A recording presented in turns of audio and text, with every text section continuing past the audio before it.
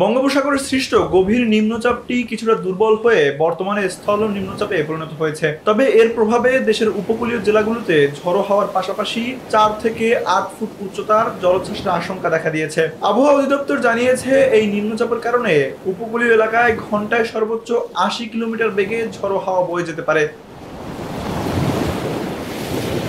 একই সঙ্গে সাগরে সৃষ্টি হয়েছে গভীর সঞ্চালনশীল মেঘমালা, যা ভারী বৃষ্টি এবং হঠাৎ দমকা হাওয়ার সম্ভাবনা বাড়িয়ে দিয়েছে। এদিকে কানাডার সাসকাচুয়ান বিশ্ববিদ্যালয়ের আবহাওয়া ও জলবায়ু গবেষক মোস্তফা কামাল পলাশ জানিয়েছেন, শুক্রবার 30 মে উপকূলীয় এলাকায় স্বাভাবিকের তুলনায় 4 থেকে 8 ফুট উচ্চতার জলোচ্ছ্বাস দেখা দিতে পারে। তার মতে, এদিন দিনে দুবার জোয়ারের সময় এই জলোচ্ছ্বাস নিম্নাঞ্চল প্লাবিত হওয়ার আশঙ্কা রয়েছে। এরই মধ্যে নিম্নচাপটি উত্তর ও উত্তর পূর্ব দিকে সরে গিয়ে শুক্রবার সকালে টাঙ্গাইল ও তৎসংলগ্ন এলাকায় অবস্থান করছিল। এটি আরো দুর্বল হয়ে পড়ার সম্ভাবনা থাকলেও এর প্রভাব হিসেবে ভারী বৃষ্টি ও দমকা হাওয়ার ঘটনা ঘটতেই পারে। উপকূলীয় ঝুঁকি বিবেচনায় চট্টগ্রাম, কক্সবাজার, মংলা ও পায়রা সমুদ্র বন্দরকে 3 নম্বর স্থানীয় সতর্ক সংকেত দেখিয়ে যেতে বলা হয়েছে।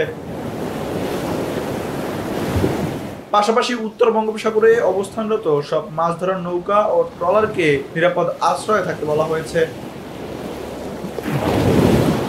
পরিস্থিতি বিবেচনায় উপকূলীয় এলাকার বাসিন্দাদের সতর্ক থাকার আহ্বান জানিয়েছে স্থানীয় প্রশাসন। দুর্যোগ মোকাবিলায় প্রস্তুত রাখা হয়েছে আশ্রয় কেন্দ্র, উদ্ধারকারী দল এবং প্রয়োজনীয় জরুরি ব্যবস্থা। এখন সময় সচেতনতার। আবহাওয়া দ্রুত পরিবর্তন হতে পারে, তাই উপকূলবাসীকে অনুরোধ জানানো হয়েছে যেন তারা সতর্ক থাকে, গুজবে কান না দেয় এবং আবহাওয়ার আপডেট নিয়মিত অনুসরণ করে।